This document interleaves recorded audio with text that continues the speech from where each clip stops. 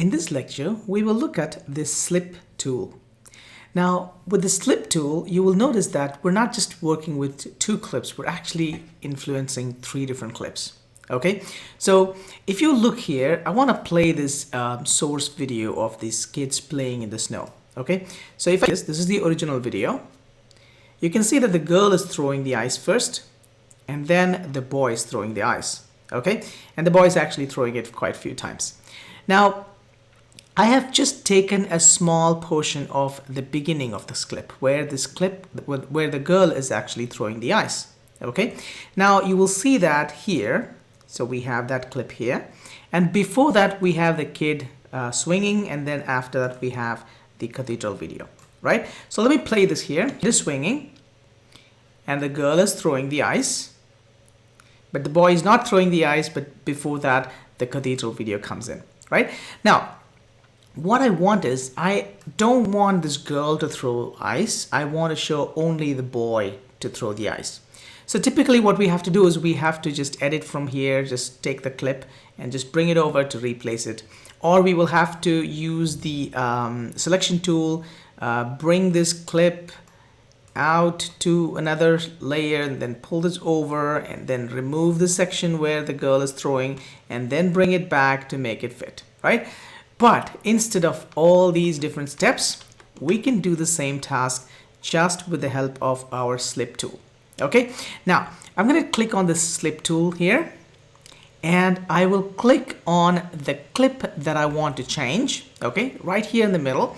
So I'll click. The moment I click and drag, look in the program window, we get four different previews. Okay, so up in the top, what we get is the previous clip. All right, and to the right side we get the next clip. Okay, so I'm clicking on this kids playing, and you will see the girl swinging, and you will also see the cathedral videos thumbnail up in the top. Okay, so what it means is, like, it is saying that, okay, this is the previous video and this is the next video. Now, if you have the similar content of this clip that I'm clicking on, it'll be much easier for you to preview and match it to exact end frame of that previous video or the next video's first frame. All right, so it might be a little confusing in the beginning, so if it is, just watch this over and over again until you can make sense of it. Okay, so I'll just click here and drag, and now you can see, I'll go from the beginning. So here you can see that I have the beginning of the clip here. So as you can see, now the girl is actually starting to take the ice, and she's throwing. So when she finished throwing, and that's the end of that clip. So this is what we had already, right? So what I need is, now I want to start from the time when the boy is going to throw.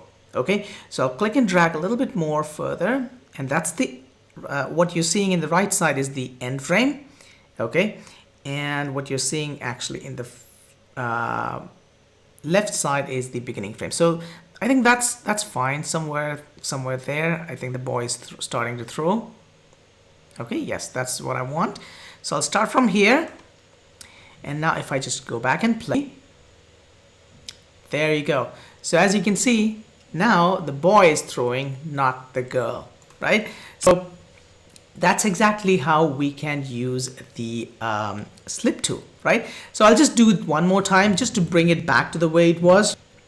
So this time, let's say we can see that the boy is throwing, but the girl is not. So let's say I want to bring it back to the way it was, where the girl is throwing, not the boy. Okay, so I'll just click and drag.